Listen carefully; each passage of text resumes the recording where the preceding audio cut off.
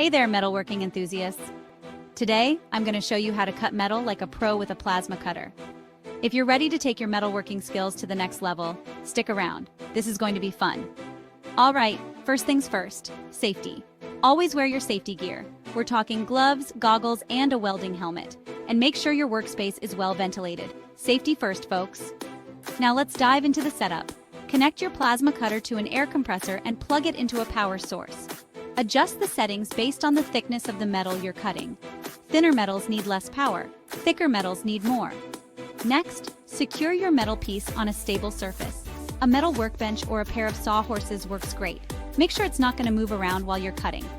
Time to cut. Hold the plasma torch like you would a pencil, and keep it perpendicular to the metal surface. Start the arc by pressing the trigger and slowly move along your cutting line.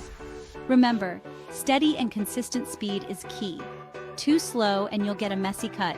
Too fast and you won't cut all the way through. As you cut, you might see sparks flying everywhere. Don't worry, that's normal. Just keep your cool and focus on your line. And hey, if you mess up, no biggie. Practice makes perfect. Once you're done, let the metal cool down before handling it.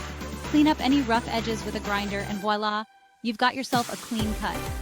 There you have it, folks. Cutting metal with a plasma cutter is a total game changer.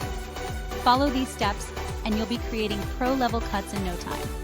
Thanks for watching and happy cutting. Catch you in the next video.